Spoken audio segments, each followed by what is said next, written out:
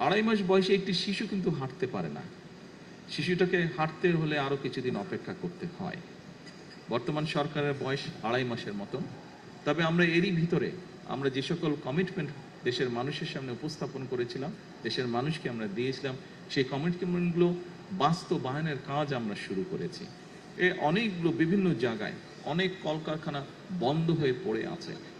আমরা সিদ্ধান্ত গ্রহণ করেছি এই কলকারখানাগুলোকে যত দ্রুত সম্ভব কারণ বের করে যত দ্রুত সম্ভব, যদি দরকার হয় আমরা প্রাইভেটাইজ করবো সেগুলোকে, যারা এগুলো চালাতে আগ্রহী তাদের কাছে আমরা হ্যান্ড ওভার করবো। অর্থাৎ এই কলকারখানাগুলো আমরা দ্রুত, খুব সম্ভবত এই সপ্তাহে বোধহয় এই ব্যাপারে আপনার সাথে বসার কথা আমার বোধহয় 4 তারিখে, ওই যে অন্য সবাইকে নিয়ে 4 তারিখে এটার ওনারা রিপোর্ট দেবেন আমাকে যে কতটুকু আমরা অগ্রসর হলাম। কাজে আমাদের লক্ষ্যই ছিল, তখনই আমরা বলেছিলাম যে এই কাজটি আমরা শুরু করব, এবং এই কাজটি শুরু করতে পারলে একদিকে সারা দেশই বহু কর্মসংস্থানের ব্যবস্থা হবে, এটি গেল একটি বিষয়। এবং একই সাথে আমরা চেষ্টা করছি দেশে এবং বিদেশে যারা বিনিয়োগকারী আছেন তাদেরকে উৎসাহিত করার জন্য, যাতে তারা বিভিন্ন ব্যবসা প্রতিষ্ঠান, মিল কারখানা অথবা সার্ভিস ইন্ডাস্ট্রি যেটাই হোক, তারা যাতে বিনিয়োগ করেন এবং বিভিন্ন সমস্যা আছে সেই সমস্যাগুলোতে তাদেরকে আমরা চেষ্টা করছি সহযোগিতা করতে, যাতে তারা বিনিয়োগ করেন, কর্মসংস্থানের সুযোগ হয়। সিলেটে একটি আইটি পার্ক করা হয়েছিল, আইটি পার্কটি সেভাবে সচল নেই।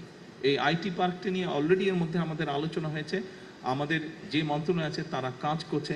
আমি কোয়াইট কনফিডেন্ট আই যে ইনশাল্লাহ দ্রুততম সময়ে আমরা এটা চালু করতে সক্ষম হবো আইটি পার্কটি, যাতে করে আমাদের তরুণ সমাজের অনেক সদস্য আছে যারা ফ্রিল্যান্সিং এর কাজ করে, আইটির বিভিন্ন কাজ করে, ডাটা প্রসেসিং কাজ করে, তাদেরকে আমরা ওখানে সুযোগ তৈরি করে দেওয়ার চেষ্টা করব, যাতে করে সেই মানুষগুলো যারা কাজ করছে তারাও ওখানে কাজ করার সুযোগ পায়, যাতে তাদের ইনকাম বৃদ্ধি করার সুযোগ পায়। যারা কাজ করতে চাচ্ছে কিন্তু কাজ করতে পারছে না, এরকম যারা আছে তাদেরকে আমরা ওখানে সুযোগ করে দিব। আমরা আইটি সেক্টরে এই কাজটি এখানে করতে চাচ্ছি।